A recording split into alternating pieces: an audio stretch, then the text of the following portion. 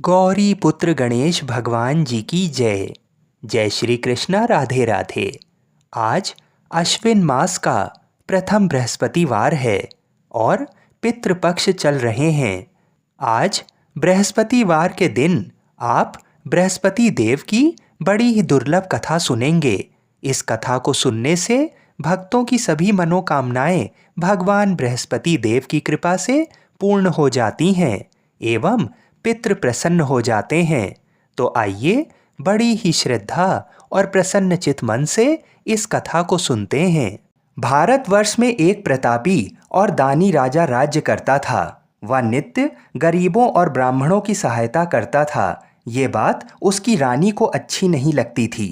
वह न गरीबों को दान देती, ना ही भगवान का पूजन करती थी और राजा को भी दान देने से मना किया करती थी। एक दिन राजा शिकार खेलने वन को गए हुए थे तो रानी महल में अकेले थी। उसी समय बृहस्पति देव साधु वेश में राजा के महल में भिक्षा के लिए गए और भिक्षा मांगी तो रानी ने भिक्षा देने से इनकार किया और कहा, हे साधु महाराज, मैं तो दान पुण्य से तंग आ गई हूँ। मेरा पति सारा धन लुटाते रहता है।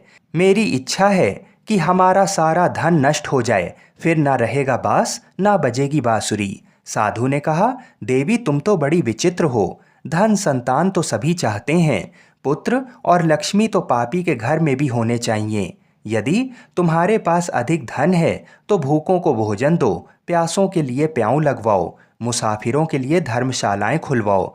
तो जो निर्धन अपनी कुंवारी कन्याओं का विवाह नहीं कर सकते हैं, उनका विवाह करा दो। ऐसे और कई काम हैं जिनको करने से तुम्हारा यश लोक परलोक में फैलेगा। परंतु रानी पर उपदेश का कोई भी प्रभाव ना पड़ा। वह बोली, महाराज आप मुझे कुछ ना समझाइए। मैं ऐसा धन नहीं चाहती जो हर जगह बांटती फिरूं। साधु ने उत्तर दिया, यदि तुम्हारी ऐसी इच्छा है तो तथास्तु। तुम ऐसा करना कि बृहस्पतिवार को घर लीप कर पीली मिट्टी से अपना सिर धोकर स्नान करना, भट्टी चढ़ाकर कपड़े धोना। ऐसा करने से आपका सारा धन नष्ट हो जाएगा। इतना कहकर वह साधु महाराज वहां से चल दिए। साधु के अनुसार कही बातों को पूरा करते हुए रानी को केवल 3 बृहस्पतिवार ही बीते थे कि समस्त धन संपत्ति नष्ट हो गई। भोजन के लिए राजा का परिवार तरसने लगा। तब एक दिन राजा ने रानी से बोला कि हे रानी, तुम यहीं रहो, मैं दूसरे देश को जाता हूँ, क्योंकि यहाँ पर सभी लोग मुझे जानते हैं, इसलिए मैं कोई छोटा कार्य नहीं कर सकता। ऐसा कहकर राजा परदेश चला गया। वहाँ वह जंगल से लकड़ी काट कर लाता और शहर में बेचता।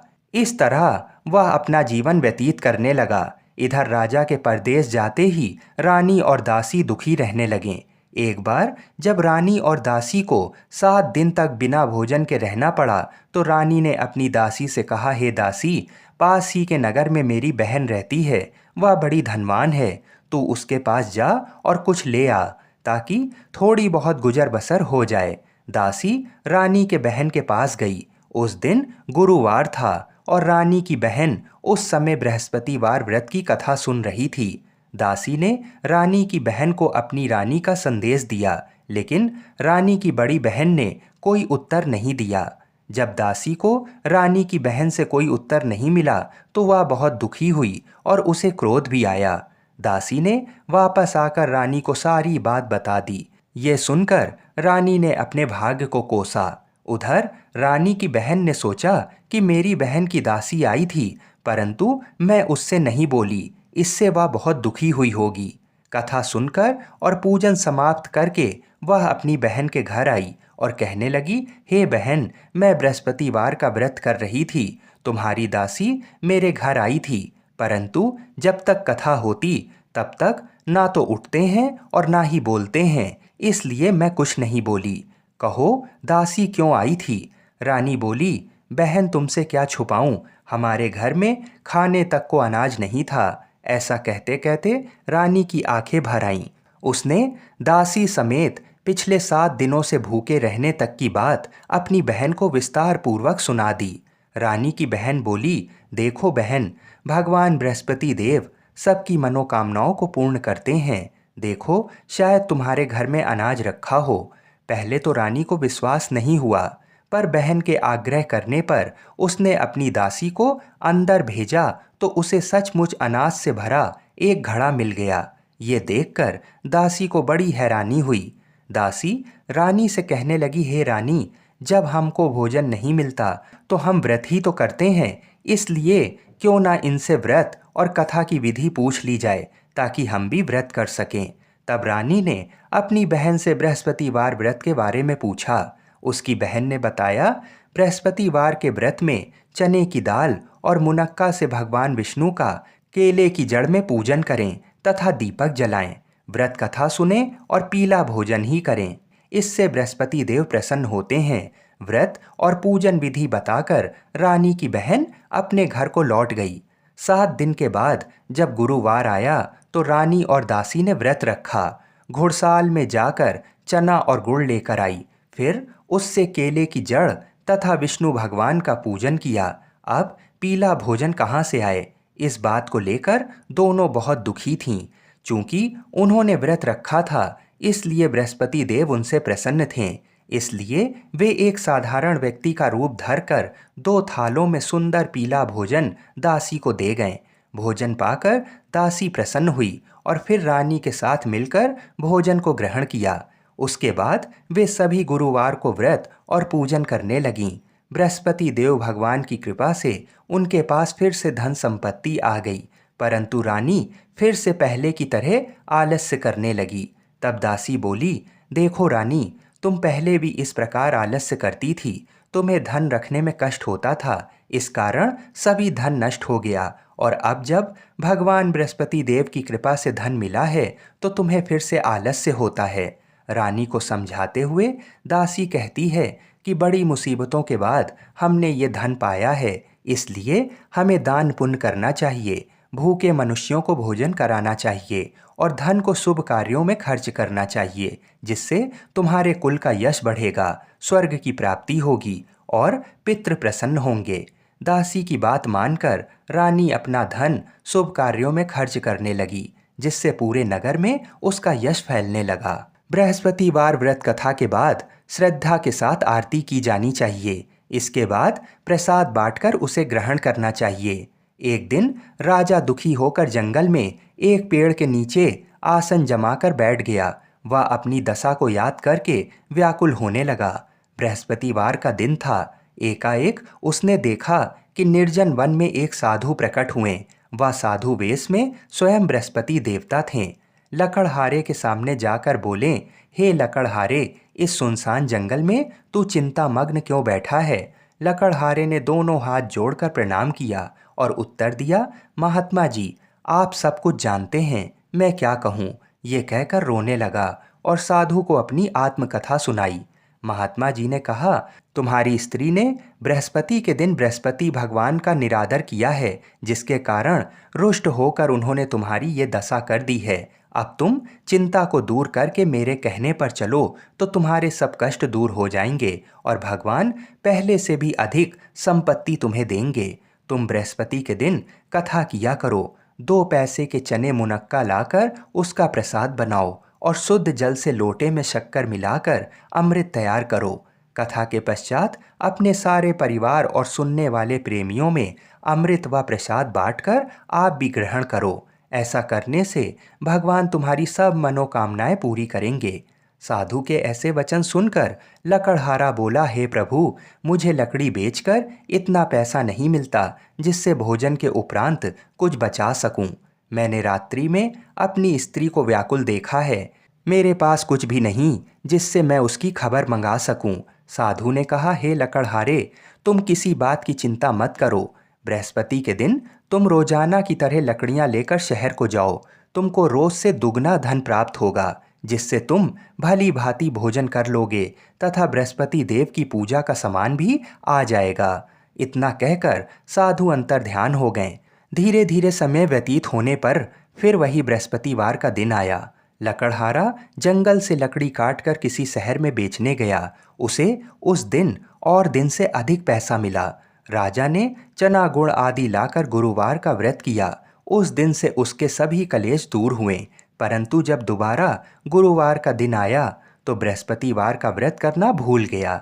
इस कारण बृहस्पति भगवान नाराज हो गए। उस दिन उस नगर के राजा ने विशाल यज्ञ का आयोजन किया तथा शहर में ये घोषणा करा दी कि कोई भी मनुष्य अपने घर में भोजन ना बनावे, ना आग जलावे, समस्त जनता मेरे यहाँ भोजन करने आए। इस आज्ञा को जो नहीं मानेगा उसे फांसी की सजा दी जाएगी। इस तरह की घोषणा संपूर्ण नगर में करवा दी गई। राजा की आज्ञा अनुसार शहर के सभी लोग राजा की आज्ञा अनुसार शहर के सभी लोग भोजन करने गए, लेकिन लकड़हारा कुछ देर से पहुंचा, इसलिए राजा उसको अपने साथ घर लिवा ले गए और वहां ले जाकर भोजन करा रहे थे। तो रानी की दृष्टि उस खूंटी पर पड़ी जिस पर उसका हार लटका हुआ था। वह वहां पर दिखाई नहीं दिया। रानी ने निश्चय किया कि मेरा हार इस मनुष्य ने चुरा लिया है। उसी समय सिपाहियों को बुलाकर उसको कारागार में डलवा दिया।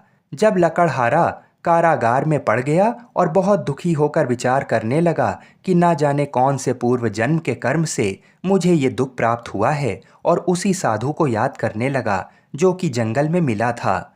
उसी समय तत्काल बृहस्पति देव साधु के रूप में प्रकट हुए और उसकी दशा को देखकर कहने लगे, अरे मूर्ख, तूने बृहस्पति देव की कथा नहीं करी, इस कारण तुझे दुख प्राप्त हुआ है। अब चिंता मत कर, बृहस्पतिवार के दिन कारागार के दरवाजे पर 4 पैसे पड़े मिलेंगे, उनसे तू बृहस्पति देव की पूजा करना, तेरे सभी कष्ट दूर हो जाएंगे। बृहस्पति के दिन उसे 4 पैसे मिले। लकड़हारे ने कथा कही। उसी रात्रि को बृहस्पति देव ने उस नगर के राजा को स्वप्न में कहा, हे राजा, तूने जिस आदमी को कारागार में बंद कर दिया है वह निर्दोष है, वह राजा है, उसे छोड़ देना। रानी का हार उस खूंटी पर लटका है। अगर तू ऐसा नहीं करेगा तो मैं तेरे राज्य को नष्ट कर दूंगा। इस तरह रात्रि के स्वप्न को देखकर राजा प्रातःकाल उठा और खूंटी पर हार देखकर लकड़हारे को बुलाकर क्षमा मांगी तथा लकड़हारे को योग्य सुंदर वस्त्र आभूषण देकर विदा कर दिया। बृहस्पति देव की आज्ञा अनुसार लकड़हारा अपने नगर को चल दिया। राजा जब अपने नगर के निकट पहुंचा तो उसे बड़ा आश्चर्य हुआ। नगर में पहले से अधिक बाग, तालाब, कुएं तथा बहुत सी धर्मशाला, मंदिर आदि बन गए थे। राजा ने पूछा कि ये किसका बाग है और धर्मशाला किसकी है। तब नगर के सब लोग कहने लगे, ये सब रानी और बांदी के हैं। तो राजा को आश्चर्य हुआ और गुस्सा भी आया। जब रानी ने ये खबर सुनी कि राजा आ रहे हैं तो उन्होंने दासी से कहा, हे दासी, देख राजा हमको कितनी बुरी हालत में छोड़ गए थे। हमारी ऐसी हालत देखकर वह लौट ना जाएं, इसलिए तू दरवाजे पर खड़ी हो जा। आज्ञा अनुसार दासी दरवाजे पर खड़ी हो गई। राजा आए तो उन्हें अपने साथ ले गई।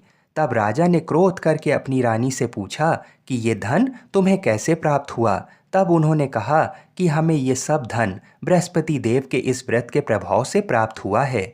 राजा ने निश्चय किया कि 7 रोज बाद तो सभी बृहस्पति देव का पूजन करते हैं, परंतु मैं प्रतिदिन दिन में 3 बार कहानी तथा रोज व्रत किया करूँगा। अब हर समय राजा के दुपट्टे में चने की दाल बंधी रहती तथा दिन में 3 बार कहानी कहता।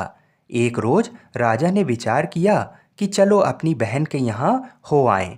इस तरह निश्चय कर राजा घोड़े पर सवार हो अपनी बहन के यहाँ को चला गया। मार्ग में उसने देखा कि कुछ आदमी एक मुर्दे को लेकर जा रहे हैं। उन्हें रोककर राजा कहने लगे, अरे भाइयों, मेरी बृहस्पति देव की कथा सुन लो। वे बोले, लो, हमारा तो आदमी मर गया है, इसको अपनी कथा की पड़ी है। परंतु कुछ आदमी बोले, अच्छा कहो, हम तुम्हारी कथा भी सुनेंगे। राजा ने दाल निकाली और जब कथा आधी हुई थी कि मुर्दा हिलने लगा, और जब कथा समाप्त हो गई तो राम राम करके मनुष्य उठकर खड़ा हो गया। आगे मार्ग में उसे एक किसान खेत में हल चलाता मिला।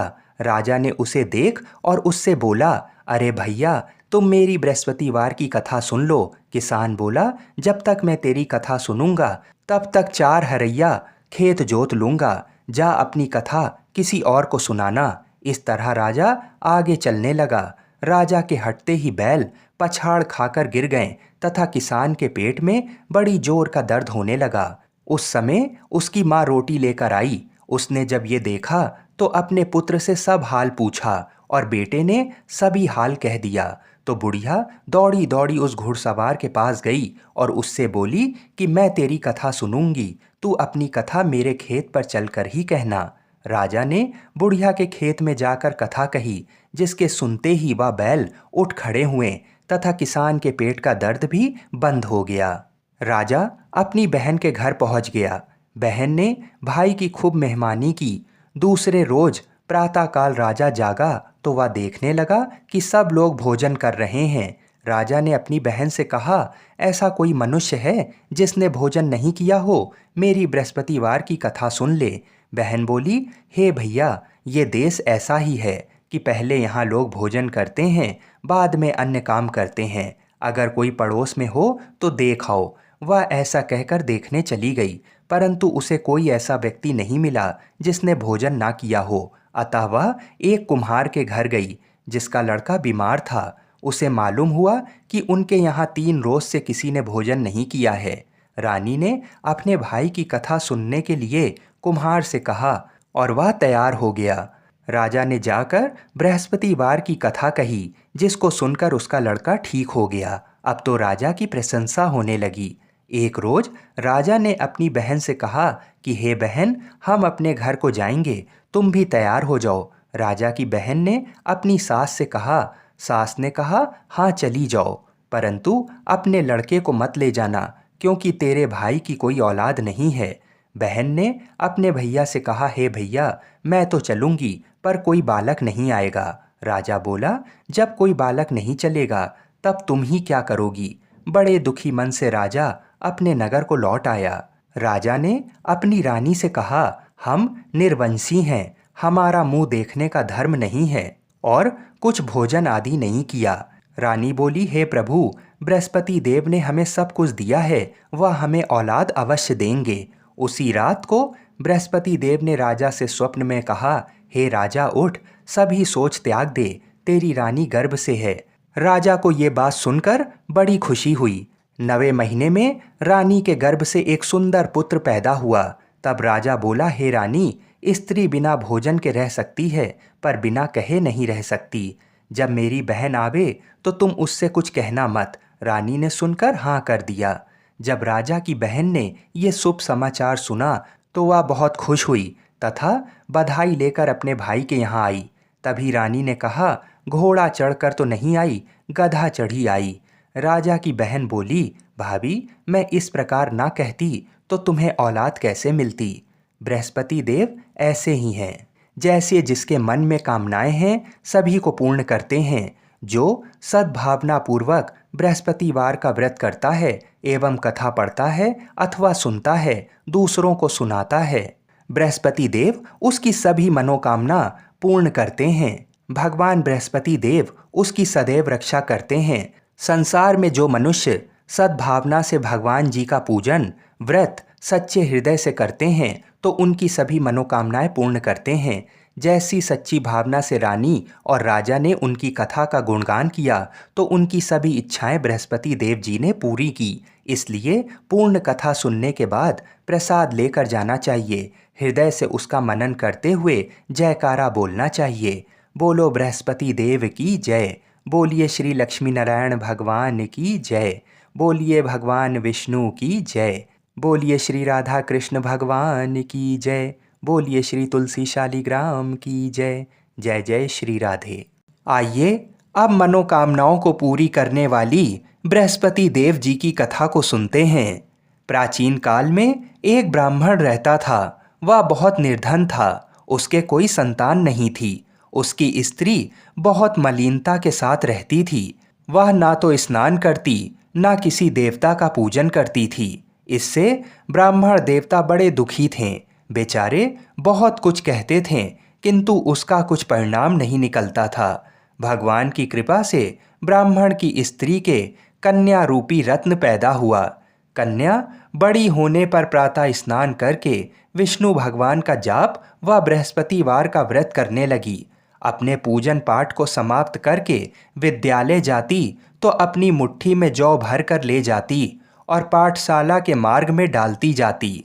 जब वह पाठशाला से लौटती तो ये जौ स्वर्ण के हो जाते थे और वह लौटते समय उनको बीनकर घर ले जाती थी। एक दिन वह बालिका सूप में उस सोने के जौ को फटक कर साफ कर रही थी कि उसके पिता ने ये करते हुए देख लिया और कहा, बेटी, सोने के जौ के लिए सोने का सूप होना चाहिए। दूसरे दिन बृहस्पतिवार था। इस कन्या ने बृहस्पतिवार का व्रत रखा और बृहस्पति देव से प्रार्थना करके कहा, मैंने आपकी पूजा सच्चे मन से की हो तो मेरे लिए सोने का सूप दे दो। बृहस्पति देव ने उसकी प्रार्थना स्वीकार कर ली। रोजाना की तरह वह कन्या जौ फैलाती हुई जाने लगी। जब लौटकर जौ बीन रही थी तो बृहस्पति देव की कृपा से सोने का सूप मिला। उसे वह घर ले आई और उसमें जौ साफ करने लगी, परंतु उसकी माँ का वही ढंग रहा। एक दिन की बात है, वह कन्या सोने के सूप में जौ साफ कर रही थी। उस समय उस शहर का राजपुत्र वहां से होकर निकला। इस कन्या के रूप और कार्य को देखकर मोहित हो गया तथा अपने घर आकर भोजन तथा जल त्याग कर उदास होकर लेट गया। राजा को इस बात का पता लगा तो अपने प्रधानमंत्री के साथ उसके पास गए और बोले, हे बेटा, तुम्हें किस बात का कष्ट है? किसी ने अपमान किया है अथवा और कारण हो सो कहो, मैं वही कार्य करूँगा जिससे तुम्हें प्रसन्नता हो। अपने पिता की राजकुमार ने बातें सुनी तो वह बोला, मुझे आपकी कृपा से किसी बात का दुख और कष्ट नहीं है। किसी ने मेरा अपमान नहीं किया है, परंतु मैं उस लड़की से विवाह करना चाहता हूँ जो सोने के सूप में जौ साफ कर रही थी। ये सुनकर राजा आश्चर्य में पड़ गए और बोले, बेटा, इस तरह की कन्या का पता तुम ही लगाओ, मैं उसके साथ तुम्हारा विवाह अवश्य ही करवा दूंगा। राजकुमार ने उस लड़की के घर का पता बतलाया। तब मंत्री उस लड़की के घर गए और ब्राह्मण देवता को सभी हाल बताया।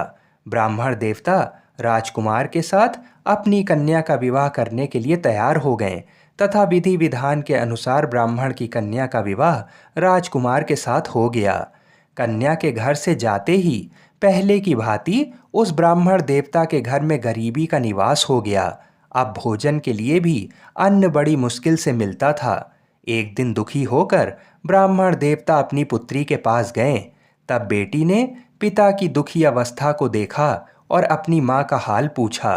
तब ब्राह्मण ने पूरा हाल बता दिया। कन्या ने बहुत सा धन देकर अपने पिता को अपने घर से विदा कर दिया। इस तरह ब्राह्मण का कुछ समय सुखपूर्वक व्यतीत हुआ। कुछ दिन बाद वह फिर वही हाल का हो गया। ब्राह्मण फिर अपनी कन्या के यहाँ गया और सारा हाल कहा तो लड़की बोली, हे पिताजी, आप माता को यहाँ लिवा लाओ, मैं उसे विधि बता दूंगी जिससे गरीबी दूर हो जाए। वह ब्राह्मण देवता अपनी स्त्री को साथ लेकर पहुँचे तो अपनी माँ को वह लड़की समझाने लगी, हे माँ, तुम प्रातःकाल प्रथम स्नान आदि करके विष्णु भगवान का पूजन करो तो तुम्हारी सब दरिद्रता दूर हो जाएगी। परंतु उसकी माँ ने एक भी बात नहीं मानी और प्रातःकाल उठकर अपनी पुत्री के बच्चों की जूठन को खा लिया। इससे उसकी पुत्री को भी बहुत क्रोध आया और एक रात को कोठरी से सभी सामान निकाल दिया और अपनी माँ को उसमें बंद कर दिया। प्रातःकाल उसे निकाला तथा स्नान आदि करा के पाठ करवाया तो उसकी माँ की बुद्धि ठीक हो गई और फिर प्रत्येक बृहस्पतिवार को व्रत रखने लगी। इस व्रत के प्रभाव से उसके माँ बाप बहुत ही धनवान और पुत्रवान हो गए और बृहस्पति जी के प्रभाव से इस लोक के सुख भोग कर स्वर्ग को प्राप्त हुए। आप सभी लोग बड़ी ही श्रद्धा और प्रेम से बोलिए, विष्णु भगवान की जय। हम ऐसी मंगल कामना करते हैं कि भगवान श्री लक्ष्मी नारायण जी और बृहस्पति देव जी तथा भगवान शिव और माता पार्वती हम सभी की मनोकामनाओं को अवश्य ही पूर्ण करें। हर हर महादेव।